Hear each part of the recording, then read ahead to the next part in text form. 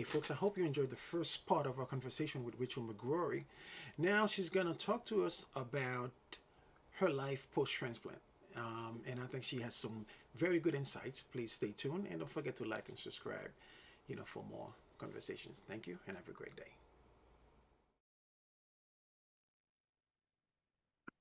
So, welcome back, Rachel. We were talking about how you were able to really live life and enjoy life because, with your new set of lungs and your medications, you're not thinking about, should I go to the bathroom now? Should I go to do this? You just do it right now, and that's what that this afforded us. I mean, it's funny, like we take things for granted until we're missing it. Okay, that's it. I never thought about breathing before. I never thought about right. Air is free. I'm breathing until That's when I breathe by myself. It's like, oh my God. So like right now, I'm not taking things for granted. Right. I mean, I'm like 17 months out. Woohoo! Thank you. And last week, I was in Canada. I talked to my team. Amazing. Yeah, so I went there for a couple of weeks. So part of it is learning, feeling comfortable within oneself and what you can and cannot do. And you gotta trust yourself. You got to trust your gut. If something doesn't feel right, then you know what, you do it things at your own pace because your 100%. doctors are giving you, kind of a blueprint of what you need to do, but it's up to you to know what your comfort level is. So how are you feeling these days?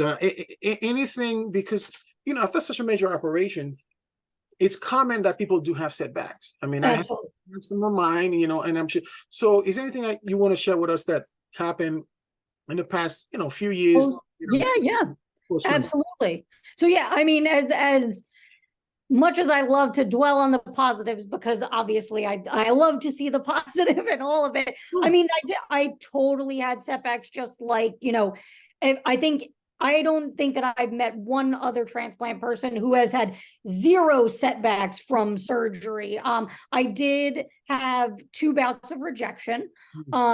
Luckily, they were both mild. Found them during kind of the first one was during a routine bronch, just before my 1-year anniversary. We treated with steroids. It went away. No big deal.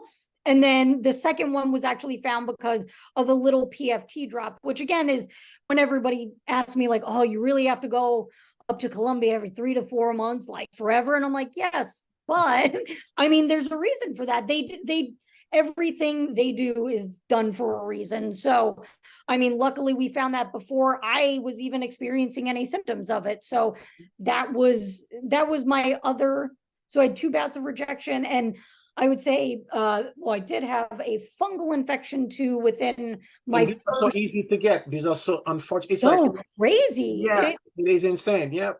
Within the first, that was within my first year. So luckily I did that. I think I was on that medication for about 6 months, and knock on wood, that was resolved at that point.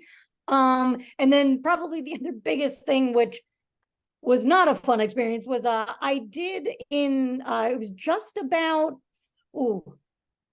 a year and a half out, in 2018, I aspirated a calcium pill, which I do not recommend. So I have problems with the big tablets and thought I could handle it, but basically like went down the wrong way, gagged a little, and instead of coughing, and so it got stuck in there. Wow. So listen, I hate to say it, some of these pills, I had issues with them, especially, I had a trach and I was trying to eat and to swallow. Yes. I'm like, really, with all the technology we have, we're sending rovers to Mars, we're sending satellites to Jupiter, we can't have a pill that's chewable pills, people, chewable pills. A little one that looks like a Tic Tac. It has to be like, the size of my head, for crying out loud. And it's more than one, it's like 4 of them. It's like, gee.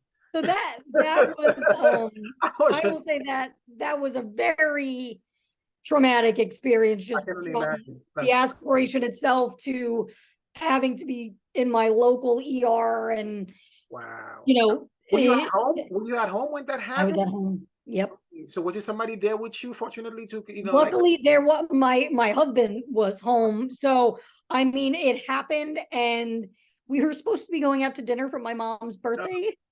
And like literally, it was the weirdest thing because it was terrifying, but this odd sense of calm washed over me. And I was just like, okay, well, this sucks, but this happened. So I literally was calling my husband, like, hey, I dialed 911. I'm going to run out of oxygen. So you got to talk to them.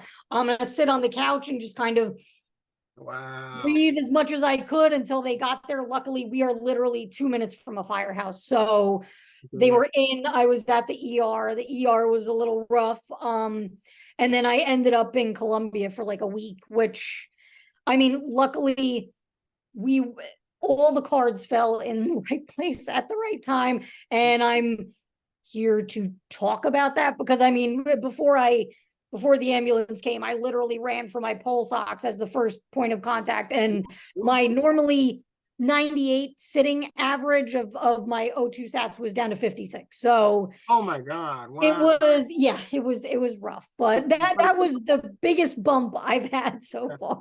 And that was like an accident, basically. It was just one of those like, oh, Yeah, thing that happens. I mean, it's funny like how life is, right? I mean, you go through certain things, and then you survive a double lung transplant. It's like, what happened to her? Well, she choked up on a pill. Like, what? she aspirated a pill. Okay, great. Not even an anti-rejection pill, is a calcium pill. Yeah, exactly.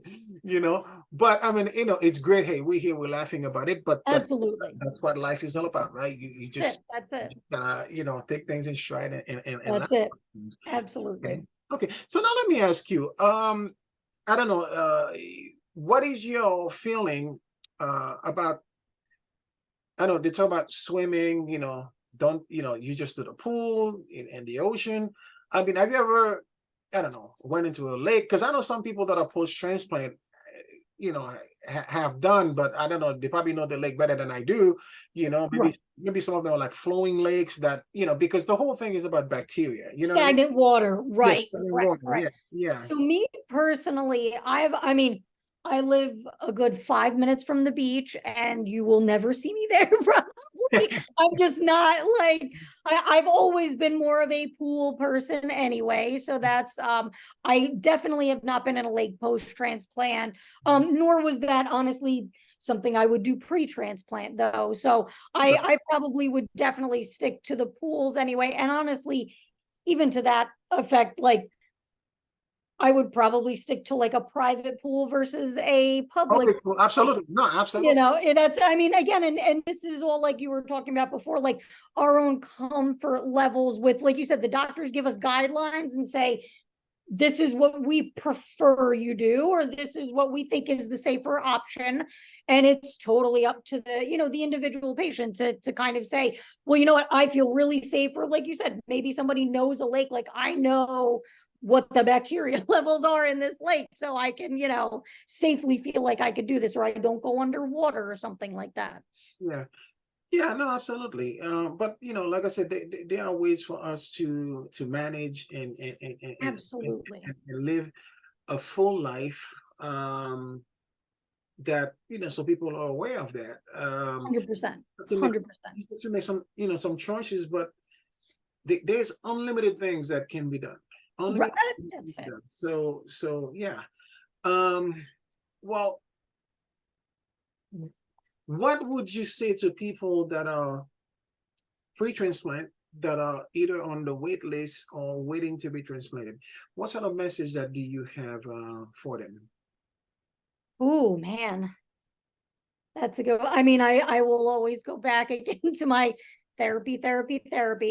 I mean, I kind of probably was one of those people who for years was like, I know what I like, I know how to do this, and I mean, it is a lot. I mean, regardless of, I really thought I was very good at managing everything until like it was literally like COVID was the last pebble on top of the mountain that caused the avalanche. Mhm. And, if I can save somebody from going through their own avalanche by, if they have the resources, I know that sometimes it's not in somebody's means, but if it's not in somebody's means, like a mentorship through your hospital or a transplant group through your hospital is a great way to, just like you said, get somebody else's experience. And I mean, as I've done mentoring myself through Columbia, and I won't say, I don't want to make things scary. I mean, it's a scary transition for everybody.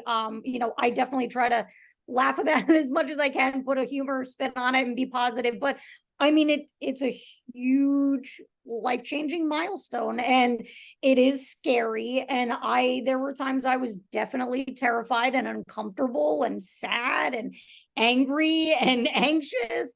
And that's just, it's all part of the process. You know, don't feel like you're not doing as well as somebody else because you don't. I mean, first of all, don't base your milestones off of my milestones, off of anything. We're all individuals. Never put yourself in somebody else's shoes. Absolutely. Absolutely. And I feel like also having a positive mindset, especially, you know, when things are bleak and you know that you're here for a purpose, that you can, absolutely, you're going to give you your best, and you're going to be smart about it, and you're going to invest in yourself, meaning to find out, answer questions that you need to, you need to ask. Like you said, I mean, you know, so you basically said, you know, within like 10 days you were back at home. You know, it took me another 6 weeks in the hospital, so we all have different experience, but I'm here, you're here, you know what I mean? So that's it. We're both living, we're both thriving, we're both, you know, that's it. It's, you know, it's a journey. It is a journey. That's right. A journey.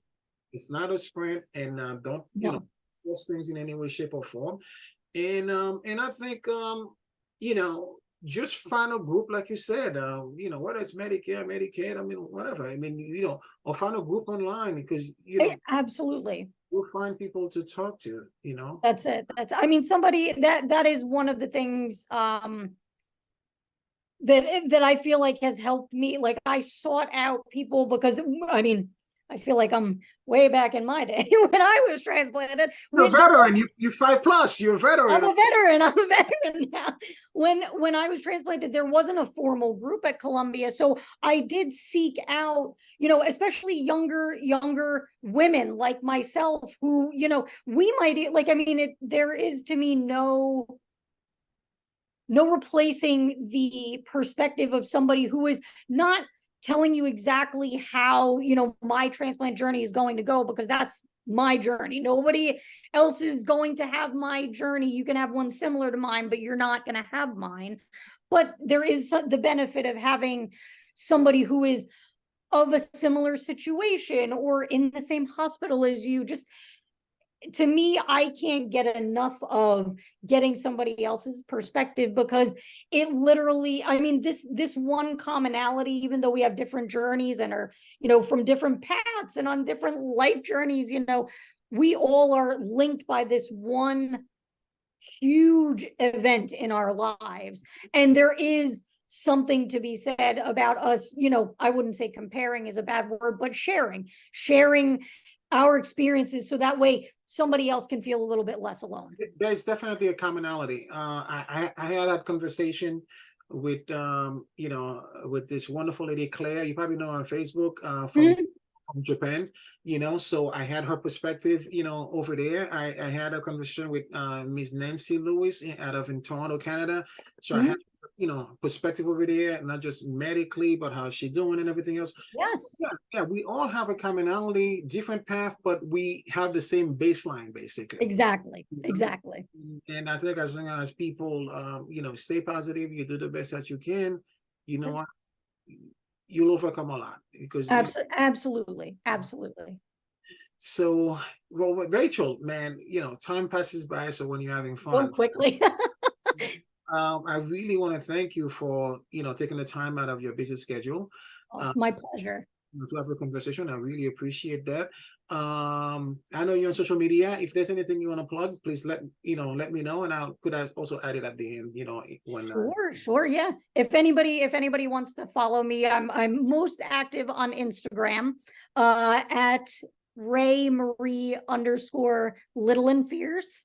I can send you the I can send you the my handle so that way you can plug it in the post. But yeah, I mean, I'm happy.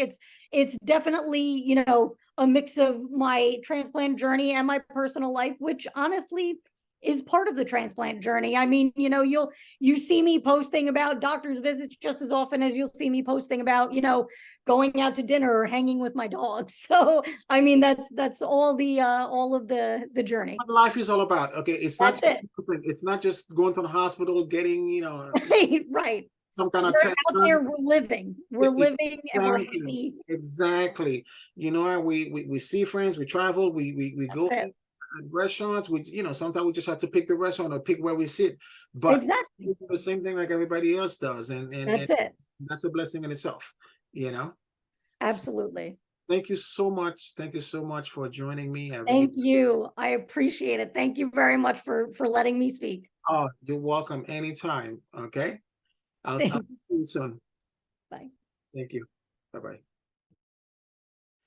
Hey, folks. Well, thank you for watching this conversation with Rachel McGrorry. I hope you really get something out of it. I found it very insightful.